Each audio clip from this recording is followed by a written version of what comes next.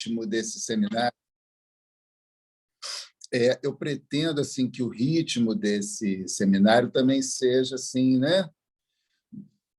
No passo a passo, a gente tem, eu penso em trabalhar esse seminário, né, nesses 2 anos aí, né, desse diretório, né, a proposta de ficar com esse seminário aí, né, nesses 2 anos. Não é um seminário fácil, aliás, não há seminário fácil do Lacan, né? Mas esse é um seminário assim difícil, um seminário, pelo menos para mim, está sendo difícil assim me debruçar sobre ele. Então eu vou trabalhá-lo assim com calma com vocês, né? A aula de hoje, nós entraríamos, né, na segunda aula do seminário, que é justamente o mestre histérica, né? A primeira aula fiz uma introdução, apresentei um pouco a proposta do meu seminário e da própria proposta do Lacan com esse seminário, né? Então, hoje a gente já começaria a entrar bem no início desse segundo capítulo, que é o Mestre Histérica, mas eu antes vou fazer uma pequena recapitulação de algumas coisas que a gente falou da outra vez, para a gente não ficar tão perdido, né? Para a gente poder ter assim, um fiozinho da meada, né? Então, eu começo recapitulando que, se Lacan recorre à escrita algébrica dos matemas para tratar dos discursos, é para tentar transmitir o real da estrutura, né? Quer dizer, as palavras não podem dizer tudo. O falante ele é castrado em seu saber. Esse é um ponto radical em Freud e que Lacan sempre vai retomar, né? Ele sempre tem esse ponto, né, freudiano com ele, né? A relação entre saber e castração. Isso é muito importante, né? A relação entre saber e castração. Então, é como se o avesso da psicanálise, né, nos propusesse, enquanto esse discurso sem palavras, né, esse lugar, esse ponto da estrutura que Lacan vai, a princípio, né, trabalhar colocando ali os lugares fixos, né? O agente, o outro, produção e verdade, e os 4 elementos que vão circular ali, né, nesses lugares, né? O S1, boa noite. O S1 como significante mestre, o S2 como saber, o S barrado como sujeito e o A como mais de gozar. Então, a partir desses elementos de estrutura, ou seja, esses lugares fixos e esses elementos que circulam, né, Lacan propõe, então, os 4 discursos possíveis, né, no laço social, né? O falante ele não está fixo num único discurso, né? O falante ele justamente se movimenta, né, se faz, né, circular por esses 4 discursos. Tá? Então, essa é a ideia de Lacan, nos propor, então, um discurso sem palavras, né? Esse avesso da psicanálise, né? A gente poder pensar justamente a partir dessa ideia de estrutura, a estrutura dos discursos, né? Então, não nos esqueçamos, eu disse isso da última vez, que esse seminário de Lacan é proferido a partir dos acontecimentos de maio de 68 na França, né? Acontecimentos que vão ter repercussão no mundo todo. A década de 60 é uma década muito pulsante em termos de acontecimentos, né? Em termos de uma série de coisas que acontecem, né, no mundo, né? E então a partir desse movimento, desses acontecimentos a partir de maio de 68 na França, que o Lacan então vai se propor trabalhar essa questão dos 4 discursos, né, a partir do avesso da psicanálise, né? Então, houve ali uma crise, houve ali uma agitação, né? Não houve propriamente uma revolução, né? Houve uma revolta, houve uma reivindicação dos estudantes, houve uma agitação, uma grande agitação, talvez não uma grande revolução, mas Lacan, de algum modo, né, se pergunta sobre o que queriam os estudantes com tudo aquilo, né? De alguma maneira, Lacan se faz essa pergunta, né? O que eles queriam, né? E, de alguma forma, a gente pode pensar, né, que esses estudantes eles ali vinham pôr em questão as relações ali vigentes, né, entre o saber e a educação, o educar, essa tarefa impossível colocada por Freud, né? Uma das três tarefas impossíveis, né? O governar, o educar e o psicanalizar, né? Então, os estudantes, de alguma maneira, colocam para Lacan uma questão que me parece, eu tomo para mim, né, que vai inspirá-lo nesse seminário. Ali em maio de 68, quando os universitários, né, fazem todo aquele movimento, de algum modo, eles deixam uma questão que eu colocaria da seguinte forma, né, que eu arrisco dizer que seria quem está em condições de saber, né? Então, de certo modo, os estudantes vão ali instalar essa pergunta, né? Quem está em condições de saber? E isso nos interessa, isso interessa a psicanálise, né? Então, ali, de alguma forma, se coloca a questão entre os universitários e o saber do mestre, né? Esse mestre, né, estaria ainda, né, em condições de saber, né? Há um certo questionamento, né, a esse respeito, né? Então, veremos mais adiante, não hoje, né, não é o tema da aula de hoje, mas nós veremos mais à frente por que Lacan coloca o saber justamente como agente no discurso universitário, né? Então, esse é um ponto importante. Por que justamente o saber vai estar né, no lugar do agente, no discurso do universitário? Tá? Mas, nesse momento, hoje, a gente vai começar trazendo justamente o tema da segunda aula do seminário do Lacan, que é o mestre e a histérica. Tá? Então, eu estava de férias, né? Eu passei agora 2 semanas de férias, eu estava de férias e eu levei, né? Eu levei como uma tarefa assim de férias, né? Preparar essa aula, porque eu sabia que eu ia chegar muito em cima da aula, então eu levei um material para poder começar a preparar essa aula enquanto eu estava viajando, né? E é claro, a gente vai viajando e as coisas vão pulsando na nossa cabeça, as coisas que a gente vai, né, vendo, encontrando, né? E justamente no dia que eu tinha assim me reservado um tempo para começar a preparar a minha aula, né? Houve uma situação, eu, né, num dos passeios assim por uma das cidades que eu estava, assim, eu me sentei, eu fui com um casal de amigos, eu e minha mulher, um casal de amigos, e eu me sentei com esse meu amigo, né, num desses bancos de uma avenida grande, dessas avenidas que tem assim um comércio, né, e lojas assim, né, em grande extensão, né, aquelas avenidas assim grandes e principais da cidade, com comércio, com as lojas, e nós sentamos assim ali e ficamos observando as pessoas passando, né? Nós éramos também de algum modo assim, né? Parte desse cenário e esse meu amigo, que é um educador, ele justamente é um professor, é professor há mais de 3 décadas, né? Ele, observando ali a cena, a situação, os passantes e tal, ele diz assim para mim: o mundo globalizado nos deixa a todos iguais, né? Foi um comentário dele ali, né? A gente que estava ali, né? Há uns 20 minutos, meia hora, observando ali o movimento na rua, na avenida, e ele faz essa reflexão, né? O mundo globalizado nos deixa todos iguais. E, de fato, né?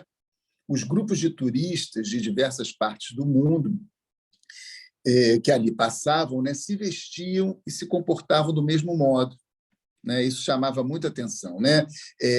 Roupas, acessórios, cabelos, selfies e poses, né? Isso era muito curioso, né? Assim, cada grupo de turista que passava assim mimetizava assim a mesma atitude, o mesmo comportamento e as bolsas, né, de grife ocidental, as poses para as selfies, assim, né? Nós mesmos ali, né, também de algum modo representávamos, né, esse igual, né? Isso tudo igual, né? Tudo parecia muito igual, né?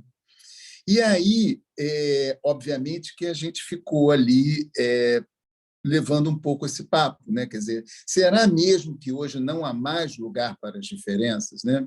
Então foi uma pergunta que a gente se fez ali. Tudo parece muito igual, né? Mesmo quando a gente pode observar, né, que por ali passam, né, pessoas de vários lugares do mundo, turistas de vários lugares do mundo, parece que, né, o layout, a forma, né, tudo que se passa ali né, é uma repetição do mesmo, né? Então ficamos com essa discussão ali algum tempo enquanto aguardávamos, né, assim, enfim, ali pela presença das nossas mulheres, que passeavam também, né, pela avenida, ali olhando, né, as vitrines. Nós estávamos ali discutindo, né, essa questão, né? Se hoje, né, não há mais lugar para as diferenças, o que se passa, né, nesse nosso contexto, né? Então, de um lado, as minorias ganham espaço de fala e afirmam as suas posições e modos de existência, né? Então, por um lado, a gente tem, né, do ponto de vista de um fenômeno social, né, que aos poucos, na medida, né, em que nós vamos lidando com certas lutas e com certas conquistas, né, a gente vai vendo que minorias vão, de fato, tendo lugar de fala, apresentando, né, os seus modos de existência. Quer dizer, há, de certa maneira, a questão aí de uma inclusão, mas, ao mesmo tempo, né, o que a gente observa também é que tudo parece convergir como respostas sociais, né, como aquilo que surge do lado, né, das respostas sociais, né, tudo parece convergir como para uma única maneira politicamente correta de definir as coisas, né? Parece que hoje a gente precisa, né, passar por esse crivo, né? Há uma maneira certa, né, de poder responder a isso, né? Certas formas de se comportar, falar, vestir e até de se expor se homogeneizam em torno de uma validação, de um reconhecimento. Tá? Isso é uma questão, uma primeira, né, questão, ou talvez polêmica, que eu trago aqui para vocês, né? Quer dizer, é alguma coisa que me parece, né, se repetir assim, né, com uma certa forma, né, uma certa mesma forma e maneira, né, de poder responder às demandas, né, de grupos, de minorias, de questões, né, sociais, né? Parece que nada mais nos surpreende, pelo menos até o advento da pandemia. Talvez a pandemia tenha trazido, né, um elemento aí, né, que nos surpreendeu, mas talvez até a pandemia, né, parece que nada mais nos surpreendia, nos espantava e nos questionava, né? O mundo globalizado de tudo sabe. Então, eu parto um pouco, né, desse cenário. É uma provocação, obviamente, né? Isso é uma provocação para a gente poder inserir aí, né, as questões que eu gostaria de tratar a respeito desse seminário que, enfim, que Lacan trabalha justamente, né, depois de um momento tão pulsante, numa década em que tantas coisas aconteceram, né? Em termos políticos, em termos sociais, sociais, revoluções políticas, revoluções científicas, né? O advento do computador, o homem na Lua, quer dizer, uma década extremamente pulsante em acontecimentos, né? Guerras, né? E nesse momento, o que a gente pode né? Que cenário é esse no mundo que a gente se depara, né? Então, se Freud foi fisgado pela fala das histéricas, lembrem que, né, essa aula é justamente, né, sobre o mestre e a histérica. Se Freud foi fisgado pela fala das histéricas, foi exatamente pelo fato de que ele ouviu de uma histérica não uma afirmação, mas uma pergunta. Então, isso me parece assim fundamental, né? O que inaugura a psicanálise, né, não é uma afirmação, não é uma afirmação, inclusive, né, dada pelo poder médico, né, mas, ao contrário, é uma pergunta. Né? Quer dizer, Freud ele escuta, né, da histérica uma pergunta. E essa pergunta é a seguinte, né? Que sexo é o meu? Qual é o meu sexo? Né? Freud consegue ouvir essa pergunta da histérica e é com isso que ele vai, né, se propor a trabalhar. Ali ele suspende o seu saber médico, o seu conhecimento médico científico, para dar lugar à pergunta de uma histérica. Né?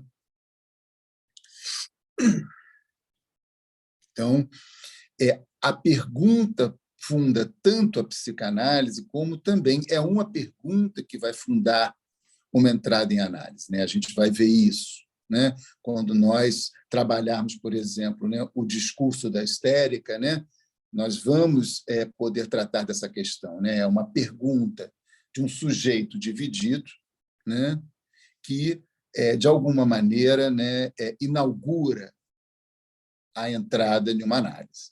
Tá? Então, hoje, quando alguém se pergunta sobre o seu próprio sexo, aqui uma outra polêmica para a gente poder discutir, para a gente poder, né, criar questões. Né? Não vim aqui apenas para reproduzir um seminário, mas poder pensar com vocês, né, justamente questões, né, da nossa atualidade, da nossa clínica, né, da nossa contemporaneidade, né, do nosso contexto, né, atual. Então, hoje, quando alguém se pergunta sobre o seu próprio sexo, a resposta já pode estar antecipada pelas atuais designações sobre gêneros, que não são poucas, né? Hoje a gente conta com mais de 2 dezenas de designações sexuais. Né? Hoje nós temos quase 3 dezenas, né, se eu não me engano, de designações sexuais. O impossível sobre o sexual parece estar contornado pelo grande número de designações quanto aos gêneros. O que das narrativas, discursividades e enunciados na atualidade parece evitar a lógica freudiana do inconsciente? Seria uma tentativa de contornar, de evitar a divisão no sujeito? Essa é uma pergunta. Né? Quer dizer, eu penso que a nossa modernidade, de fato, ela tenta contornar essa questão da divisão do sujeito. É evidente que a pandemia, ela, de alguma maneira, veio instalar um estado de coisas, né, que promoveu um certo, né, um certo movimento nesse sentido. Né? Acho que a pandemia, ela, de alguma maneira, trouxe um pouco uma situação em que essa tentativa de nós suspendermos ou contornarmos a divisão do sujeito, né, a partir dos enunciados científicos, a partir da própria tecnologia, né, isso, de algum modo, falha. Né? Mia Couto, num livro recente que ele publicou, né, com contos que ele escreveu nesse período pandêmico, que foram publicados, né, ao longo, né, da pandemia, ele vai dizer uma coisa muito interessante, né? Ele vai dizer que o invisível venceu o invencível, né? Então, é bacana, porque ele faz alusão a essa questão do real, né, versus a tecnologia, né, do real versus o científico, né, quando ele diz que o invisível vence o invencível, né? O invencível é essa promessa, né, da tecnologia, da ciência em poder dar conta, né, do real, né? E na pandemia a gente de alguma maneira se depara com algo que fracassa nesse sentido, né? E não por acaso, né? Nós vamos assistir a partir da pandemia, né? É todo um estado, né? Todo um contexto, né? De desordem psíquica, né? De crise psíquica, né? De sintomatologias, né? Que de alguma forma se colocam a partir, né? Desse evento mundial, né, que é a pandemia, né? Nós justamente atravessados, né, por algo, né, desse invisível, né, que obviamente desafia as promessas da ciência e da tecnologia, né? Então, talvez a pandemia tenha reinstalado aí, né, esse sujeito dividido no contexto do mundo. E não por acaso a gente tem notícias disso através da clínica. É a clínica que vai nos mostrar que, de fato, esse sujeito, né, está chegando, né, através dos seus sintomas, das suas angústias, das suas crises, né? Quer dizer, é um momento em que a clínica começa a ter notícias, né, disso que se passa a partir daí.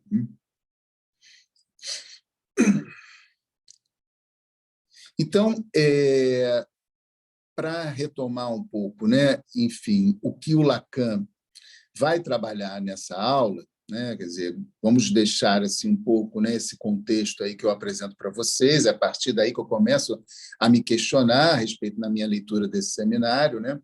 E o Lacan, nessa aula 2, ele sempre costuma colocar, né, os apontamentos, né, da aula, né, ou daquele capítulo, daquela aula ali, né, acima, né? Ele tem sempre ali os pontos que ele antecipa os pontos que ele vai trabalhar naquela aula, e ele aqui coloca, né, o mestre é histérica, um saber que não se sabe, portanto, um saber cujo estatuto, né, é de ser um saber que não se sabe, né? A estericização do discurso, saber e verdade, o semi-dizer, o dizer, né, como um semi-dizer, enigma, citação e interpretação. Então, ao longo desse capítulo, ele vai, né, tentar abordar esses aspectos aqui que ele antecipa, né, adianta, né, no início da aula, né? Lacan retorna à fórmula. O significante é aquilo que representa o sujeito para outro significante. Então, né, várias passagens, né, dos seminários do Lacan, ele traz de volta essa afirmação, né? Essa afirmação é muito importante, né? O significante é aquilo que representa o sujeito para outro significante. Vejam que se trata do significante enquanto representante e não como representação. Talvez aqui possamos assinalar a leitura que Lacan faz do inconsciente freudiano, destacando o representante na função significante, diferenciando, por exemplo, do inconsciente junguiano, em que a representação equivale ao símbolo. Então, quando nós falamos, né, de representante, do ponto de vista do inconsciente freudiano, né, Lacan o equivale à função do significante. Tá? Se o discurso do mestre pudesse ser reduzido a um único significante, se isso fosse possível, né? Ele começa dizendo: se o discurso do mestre pudesse ser reduzido a um único significante, seria alguma coisa como um X, um enigma. Meloni, aguarda só um pouquinho para não me perder, daqui a pouco eu te passo a palavra. Se o discurso do mestre pudesse ser reduzido a um único significante, seria alguma coisa como X, um enigma. Diz ele: o enigma da função do Senhor não se dá a conhecer imediatamente. Tá? Então, daqui a pouquinho a gente já vai falar mais disso, né? Mas ele diz: o enigma da função do Senhor, né? Nós estamos no discurso do mestre, né? Discurso que Lacan trabalha a partir, né? Da questão, né? Hegeliana, né? Da dialética do senhor e do escravo. Então, portanto, ele aqui, né? Utiliza o significante senhor para justamente dizer isso. O enigma da função do Senhor não se dá a conhecer imediatamente. O que a experiência da psicanálise nos apresenta é que, quanto à ordem do saber, não se trata de conhecimento ou representação. Trata-se precisamente, diz Lacan, de algo que liga um significante S1 a outro significante S2. Então, se nós virmos lá, né, numa tema do discurso do mestre, Alexandre, você pode colocar aquela imagenzinha do... Vamos ver se já está lá. Vou compartilhar aqui, Abílio. Obrigado.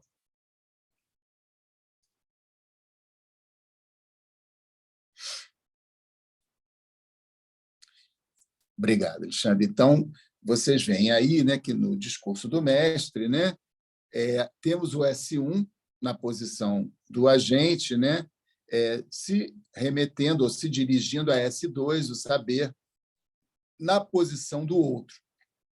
Então, aqui, o que o Lacan está colocando, né, é que esse S1 ele não pode se ler por ele mesmo. Ele não pode se saber, né, por si mesmo. Tá? Por isso é que ele diz que o enigma da função do Senhor não se dá a conhecer imediatamente. Né? O Senhor não pode se reconhecer senão, né, pelo escravo. Lacan vai dizer justamente, né, que a posição do S2 aí, né, na posição do outro, né, o S2, o saber, está na posição do escravo. Né? Isso nos diz Lacan. O S1, no lugar de agente, está dirigido a S2 no lugar do outro. O significante S1, significante mestre, é o que representa o sujeito para outro significante S2. Saber, diz Lacan, saber sobre o gozo do outro. Saber aqui é saber sobre o gozo do outro. Assim, o significante mestre não pode ler-se em si mesmo. É preciso que ele esteja articulado a outro significante, aqui no caso S2. Daí Lacan afirmar que o enigma do Senhor não se dá a conhecer imediatamente, se não se articulando a S2, saber sobre o gozo do outro, no discurso do mestre, lugar do escravo. Então, S2 no discurso do mestre equivale aí, né, a esse lugar do outro, o outro como o escravo. Lacan evoca a dialética hegeliana do senhor e do escravo. Na cultura grega, o escravo faz parte da família, por ser aquele que trabalha. Por ser aquele que trabalha, é também aquele que detém o saber sobre o gozo. Então, né, vejam que Lacan aqui está fazendo uma tentativa, né, de trabalhar esse discurso a partir, né, dessa dialética hegeliana. Né? o discurso do mestre é também chamado de discurso do inconsciente. Tá? Entre S1 e S2, cai um resto não possível de ser representável. Então, esse resto que cai, né, entre S1 e S2, que não é possível de ser representável, comparece lá, no Matema, no lugar, né, da produção como esse A, esse resto, esse A. Tá? E no lugar da verdade está o sujeito barrado como efeito entre esses dois significantes. Né? O sujeito barrado é esse efeito, né, entre dois significantes. Né? É esse sujeito que comparece sempre, né, como pontual evanescente, né, esse sujeito entre dois significantes. Na sociedade antiga, o escravo detém o saber sobre o gozo do outro. Na sociedade moderna, diz Lacan, quem ocupa o lugar do escravo é o pai. Então, né, ele faz aí então essa, né, outra afirmação. Né? Ele continua tentando trabalhar aí com essa dialética. Né? Ele vai dizer, na sociedade moderna, né, quem ocupa o lugar do escravo é o pai. É o pai que é investido nas garantias do acesso ao saber sobre o gozo.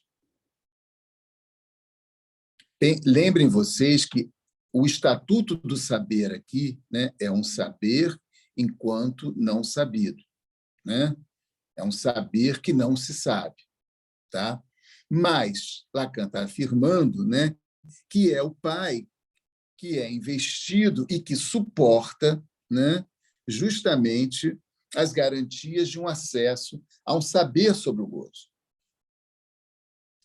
E na medida em que há o impossível da relação sexual, que o pai possa garantir um saber como meio de gozo. Saber sobre o sexo. Tá? Então, essas são articulações do Freud para a gente pensar aqui, né? Que movimento é esse, né? No laço social a partir do discurso do mestre. Né? Freud percebe que o neurótico é aquele que, quanto ao saber sobre o sexual, faz apelo ao pai. Tá? Então, Lacan vai justamente, né, retirar da experiência freudiana, né, com as histéricas, né,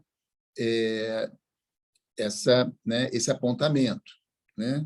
Freud percebe que o neurótico é aquele que, quanto ao saber sobre o sexual, ele não pode saber por si mesmo. Isso é muito importante para que a gente possa discutir as questões sobre a atualidade. Né? O sujeito não tem como saber sobre o seu sexo por si mesmo. Ele precisa, de algum modo, fazer apelo ao pai. É o pai quem, de algum modo, suporta, né, do ponto de vista de uma investidura, né, simbólica, né, justamente as garantias de um acesso ao saber sobre o sexual. Tá? Então, o sujeito neurótico não pode saber por ele mesmo. Ele não tem como saber por ele mesmo, né, sobre o seu sexo. Lacan tenta situar o pai. Aqui eu cito, faço uma breve citação ao Isidoro Weg, naquele livro que eu já indiquei para vocês, Os Discursos e a Cura. É uma breve citação que está na página 28. Tá? Lacan tenta situar o pai para além do Édipo e, para isso, recorre ao pai da histérica. Para a histérica, o mestre é um mestre castrado. Por quê?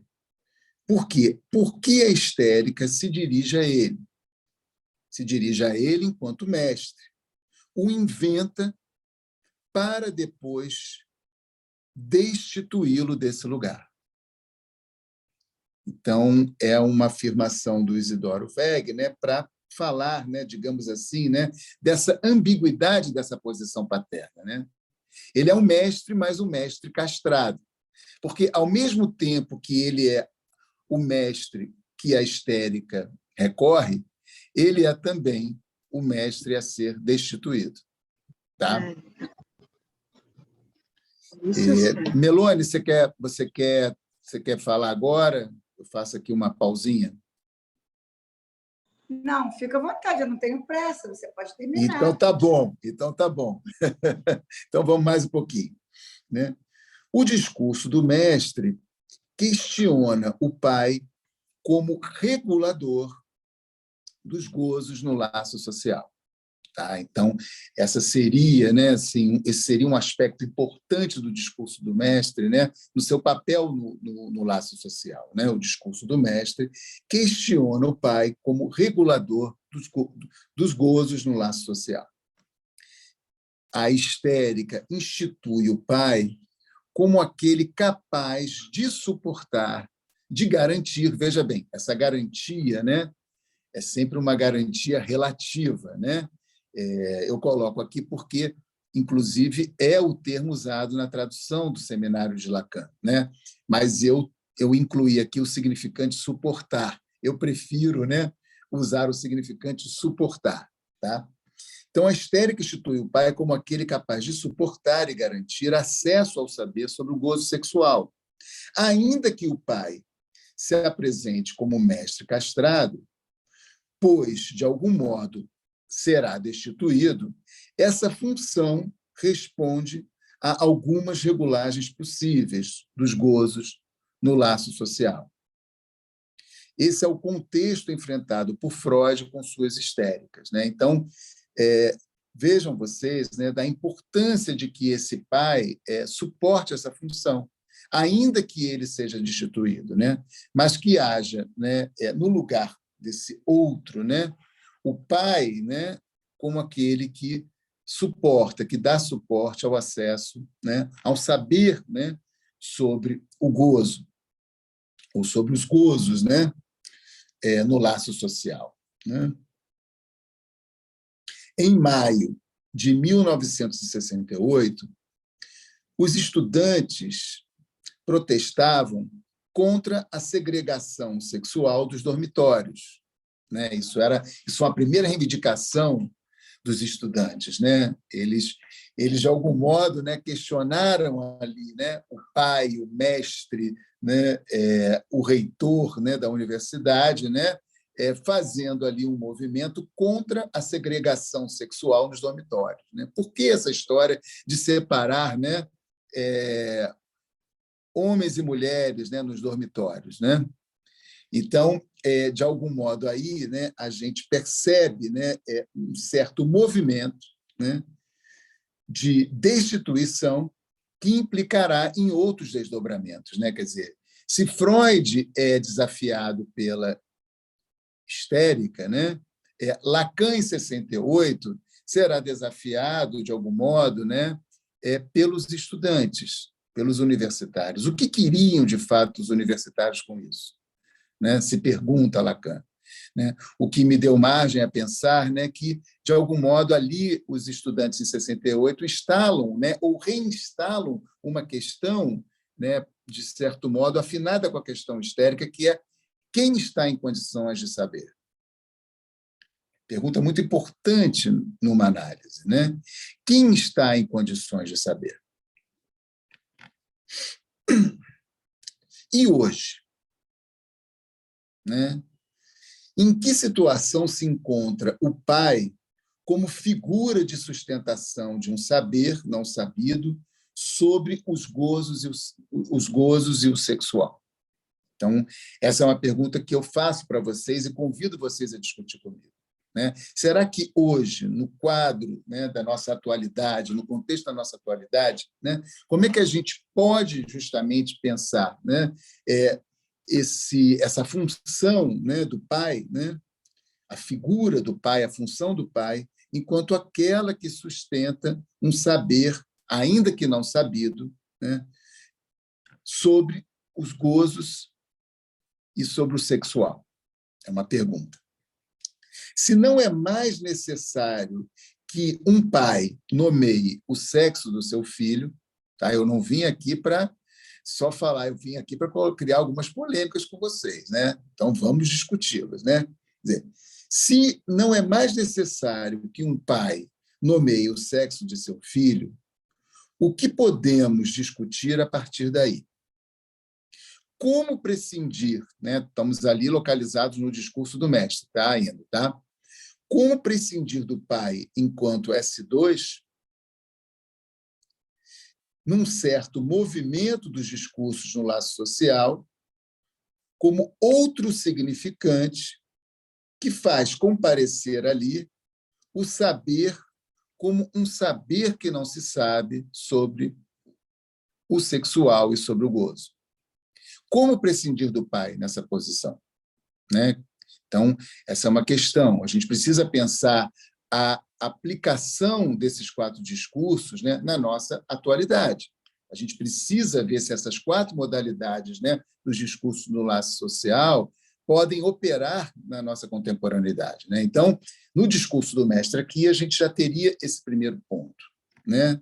Se hoje nós podemos prescindir do pai como essa função, né, de suportar, de garantir o acesso ao saber sobre o sexual, quer dizer, como é que a gente, então, pensaria,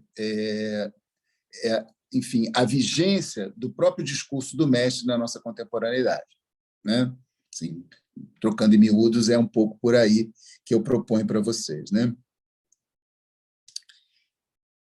Diz Lacan, afirma Lacan, o significante não é feito para as relações sexuais. Olha que interessante isso, né? O significante não é feito para as relações sexuais. Desde que o ser humano é falante, está ferrado, acabou-se essa coisa perfeita, harmoniosa da copulação. Então, Lacan que decreta, né, de vez, né, esse impossível da relação sexual, né? E ele vai dizer que o significante não é feito para as relações sexuais. Se o significante não é feito para as relações sexuais, né, a que serve o significante? Uma pergunta que me parece interessante aí, né? O que o significante, de algum modo, né, é chamado, é convocado, né, a poder, né, ser representante, né?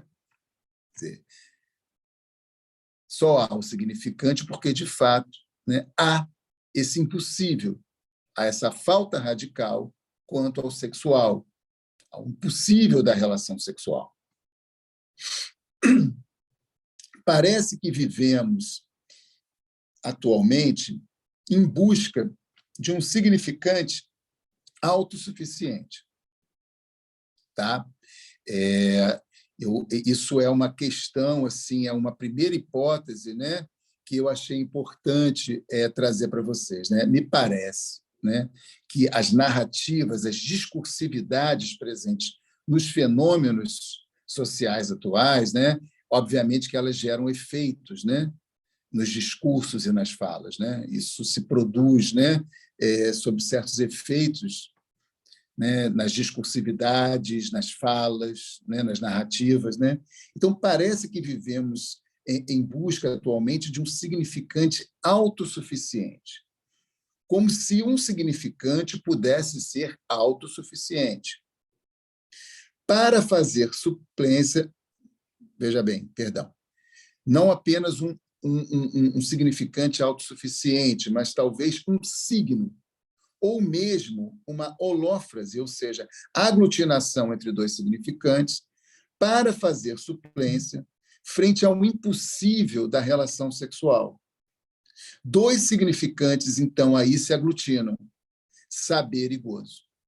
Ou seja, né, a nossa contemporaneidade talvez produza aí uma holófrase, né, uma aglutinação, uma colagem entre saber e gozo.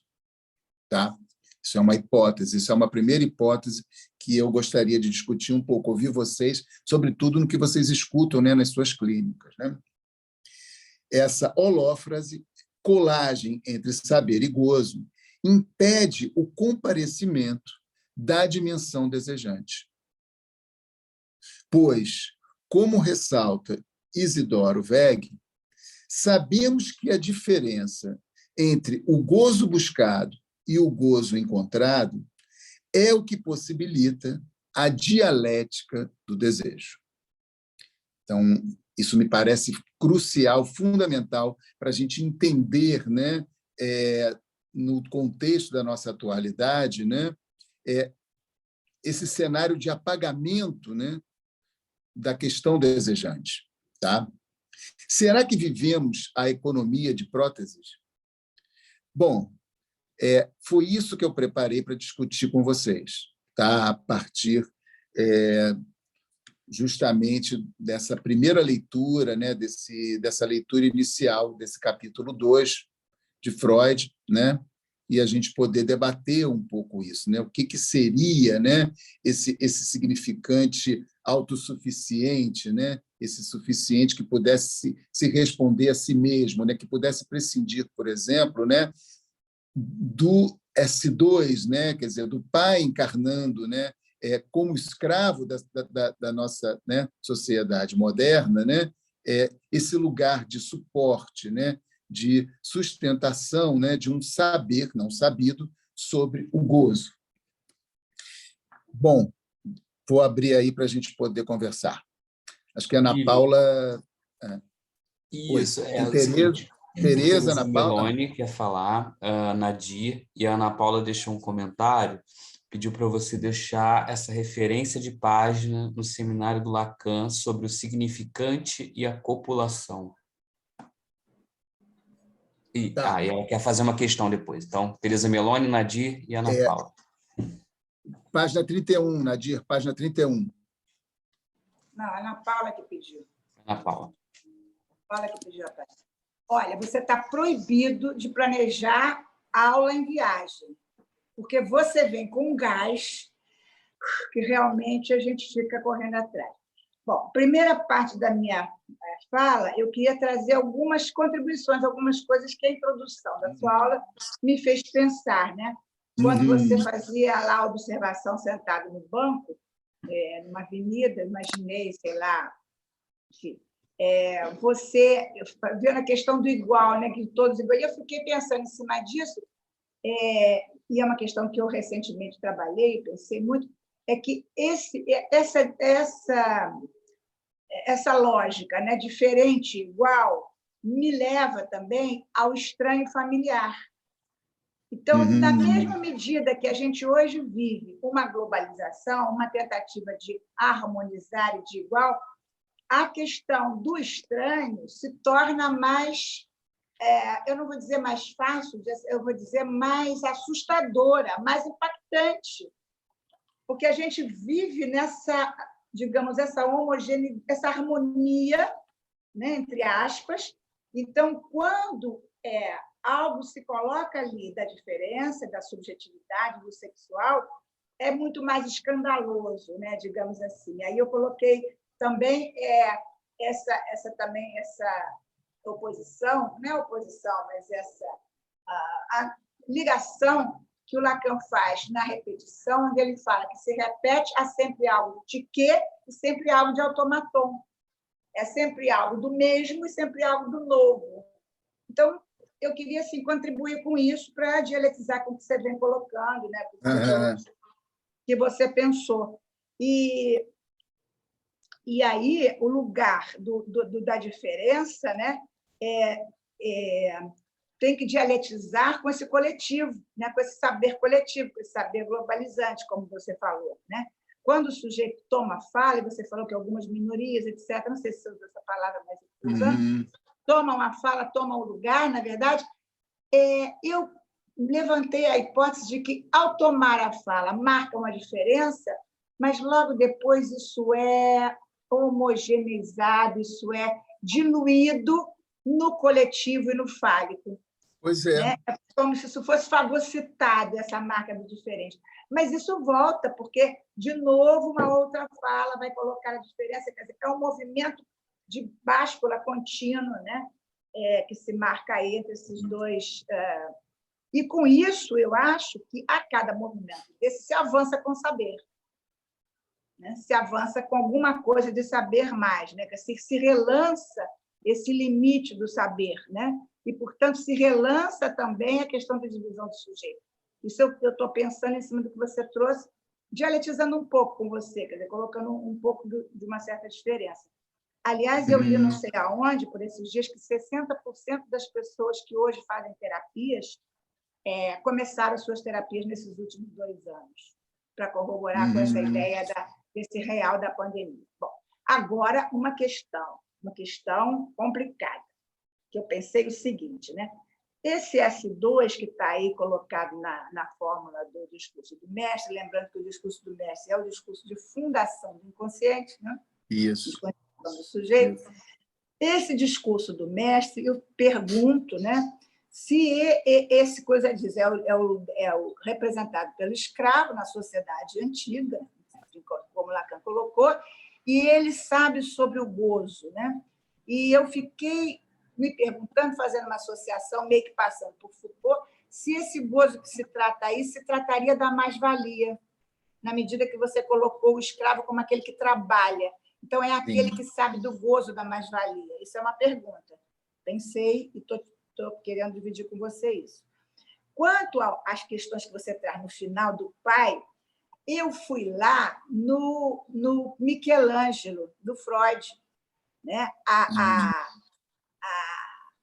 vista, né? O encontro com o Michelangelo para Freud foi demais impactante e produziu um trabalho bastante profundo em relação a essa questão do pai, né? E esse pai de que você fala, né? Esse pai que, de alguma maneira, é castrado, você diz que é histérica, que vem apontar isso, mas o Michelangelo, por exemplo, é um pai que porta a lei, ele traz a lei, e, quando ele chega na Terra, encontra o seu povo profanando a lei que ele traz para fazer vigorar. Então, ele se posta aí na leitura freudiana como um pai castrado, né? Ele vem para falar da lei e já encontra a lei profanada, né? Então, ele tem que ficar segurando aquelas tábuas com cara de bobo, porque, se ele fizer aquilo que a lei manda, ele vai pecar, porque ele vai matar o povo, ele vai castigar o povo. Então, ele fica... Inclusive, o Freud descreve que a estátua do Michelangelo tem uma postura de que parece que ele vai se levantar para tomar uma atitude contra o povo que está profanando a lei, né? Aí, se não é esse o pai que você vinha falando, né? Agora, quando você traz dessa questão do pai da modernidade, e que você diz que é uma tentativa, né, de que o pai teria uma alófrase, né, quer dizer, de saber e verdade, entre os dois significantes e tal, que não teria essa hesitação que o Freud vê no Michelangelo, por exemplo, essa castração, ele seria a lei, né? Ele não portaria a lei, né? Ele seria a lei. E, portanto, uma lei que não pode ser simbolizada, uma lei que não pode ser transmitida, ou seja, o pai do Totem da Van. Foram as associações que eu fiz, mas eu queria que você me dissesse se eu estou muito errada, se enlouqueci aí com esse negócio. Não, você trouxe muitos apontamentos importantes. Assim, eu fiquei assim já atravessado pelo que você traz inicialmente, porque eu acho que você faz uma aposta importante, né? Quer dizer, que do familiar a gente possa encontrar o estranho, né? Porque eu tenho assim me perguntado um pouco sobre isso, sabe, Tereza? Assim, se a gente se espanta, né? Se a gente se surpreende, né? Eu tenho tido a impressão que nada nos espanta atualmente, né? Parece que tudo, de algum modo, rapidamente, né, é encaixado numa categoria, né? Inclusive, a gente não se espanta, né, sobre a proliferação, né, de sexos, né, que a própria cultura, o próprio laço social produz, né? Parece que no momento, né, quer dizer, no lugar da pergunta da histérica, né, eu acho que é interessante por que a histérica funda com Freud a psicanálise, né? Porque ela faz uma pergunta que Freud não sabe responder. Porque não há significantes para responder. Né?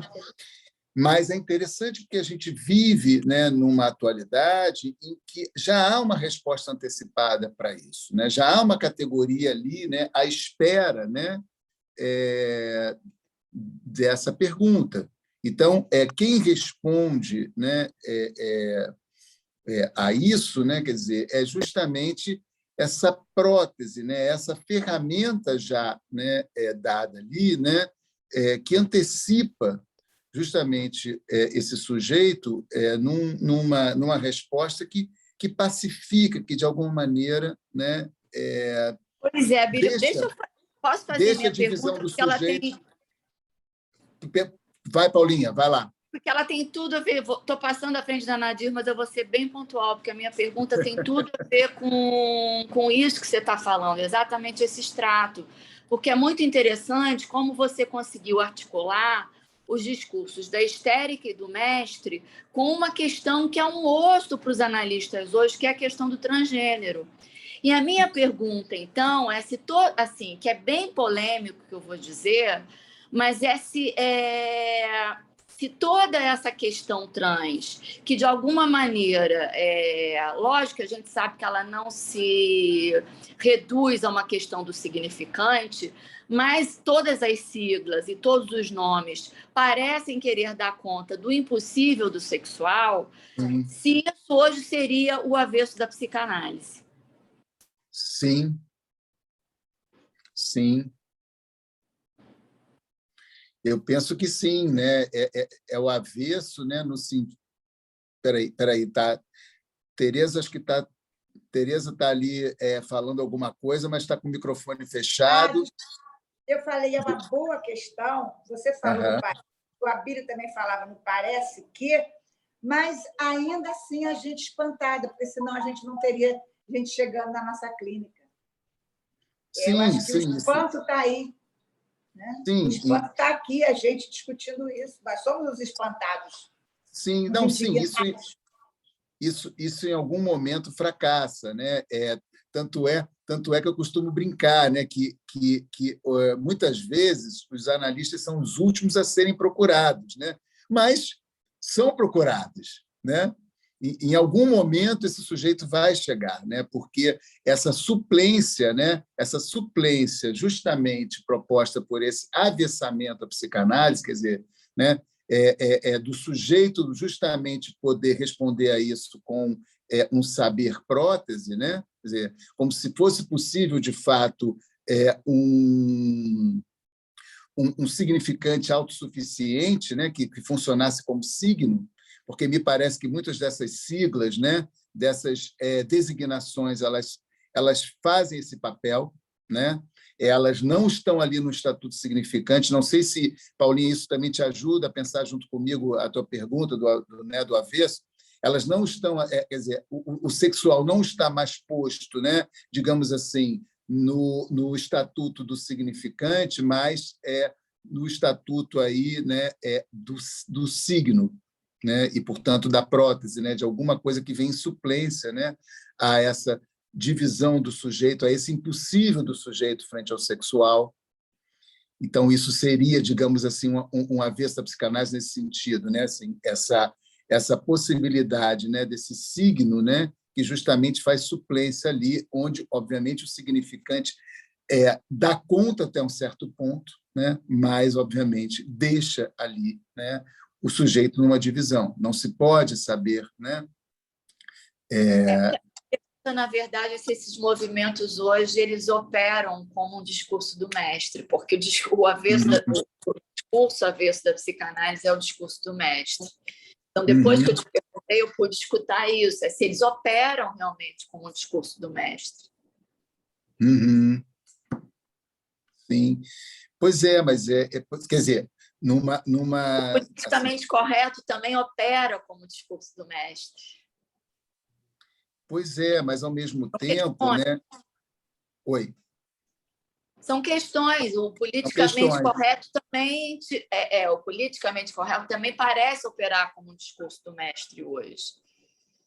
Para além de todas as questões necessárias que a gente sabe de ir contra machismos, homofobias, para além disso tudo.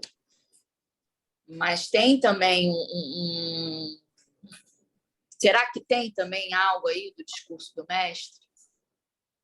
Pois é, mas eu fico pensando se o que se produz não é mais uma relação entre dois significantes, né? Ou entre significantes, onde o sujeito comparece sempre dividido com pontual evanescente, quer dizer, se o que a gente tem, né, é a tentativa de responder ali com uma prótese, com um signo, com uma holófrase, né, entre saber e gozo, né?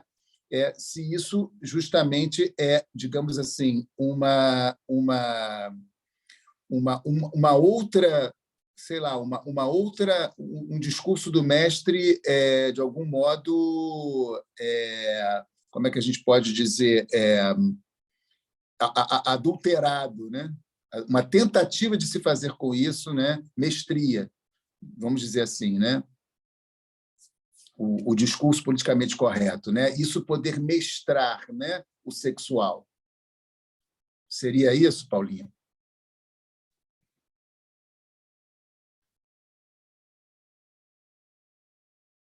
Espera aí que tem aqui... Seu microfone está fechado, Ana Paula. Você tá... Ah, tá. Não, eu estou pensando aqui com você. O que eu achei muito interessante foi você poder trazer isso que o Lacan fala do discurso do mestre, do discurso da histérica, para essa questão que, para nós analistas, é um osso. Um osso. Um osso teórico, é um osso na clínica, enfim.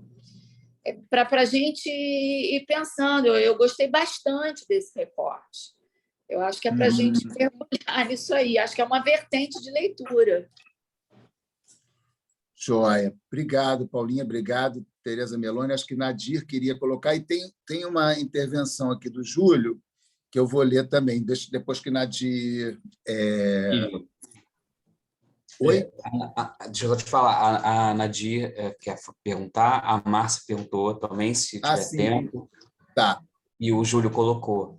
Só para você saber, assim, a gente já está na prorrogação aqui, tá? Do tempo. E aqui já está na prorrogação? Já está na extensão. Eu tinha algumas coisas para falar, mas eu vou pular e eu vou... Doutora, adorei a aula de hoje, a Bíblia, achei bem legal. Obrigado, e aí, quando você falou da destituição do mestre pela histérica, isso me remeteu para um texto do Zizek que eu li recentemente, que eu acho que tem a ver com isso até que a Tereza falou sobre a leitura do Michelangelo por Freud, foi alguma coisa assim, né? A questão da lei do Moisés, eu acho que casa meio com isso, mas e assim, é interessante lembrar que o Zizek é um esquerdista, né? Ele é um socialista, mas olha o que ele fala.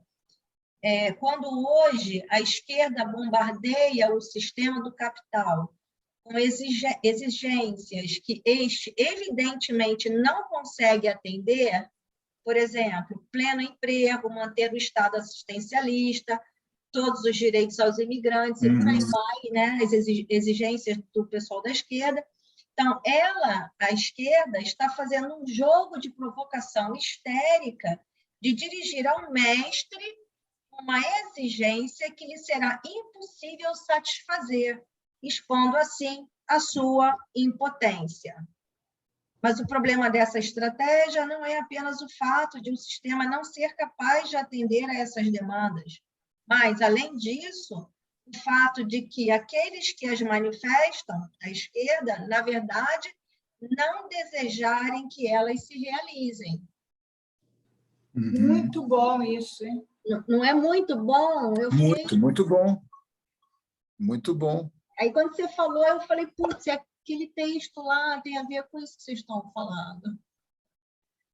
Pois é, porque de qualquer maneira, né, persiste aí a questão do impossível.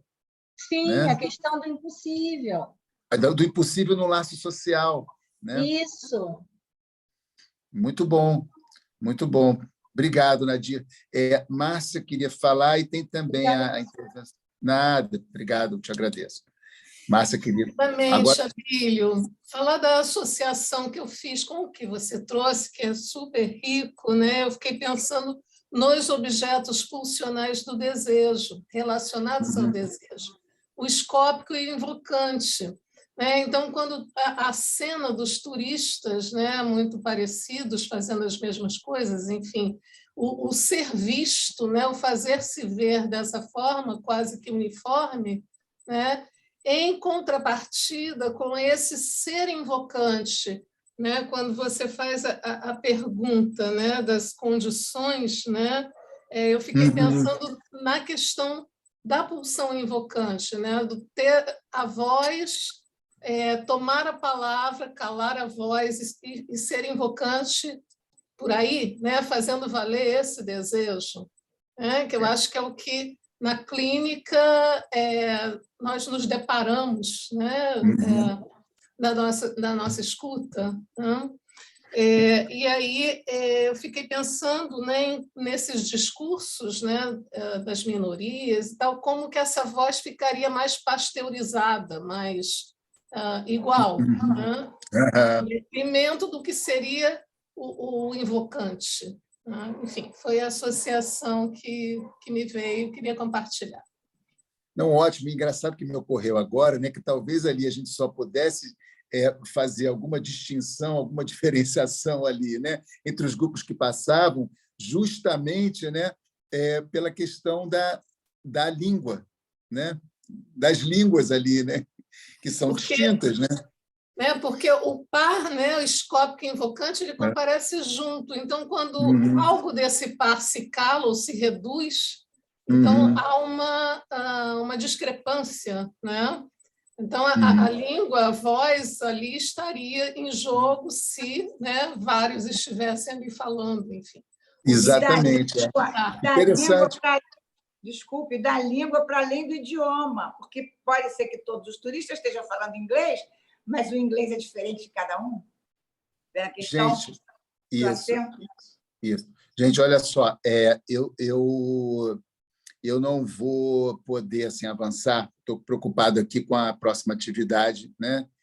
Eu vou fazer o seguinte, eu vou tentar recuperar a intervenção do Júlio para a gente poder, numa próxima vez, comentar. Tá ok? Eu agradeço aí ao Júlio com a intervenção dele, agradeço a todos, mas realmente eu estou preocupado aí em entrar pelo o horário do Agostinho. Tranquilo, tá bom, Abílio. gente? Eu agradeço pela aula. Muito boa, tudo muito bom. Obrigado, Júlio. Gente, então uma boa noite para todos. Até a próxima. Boa noite, obrigada, Boa noite, obrigado a todos.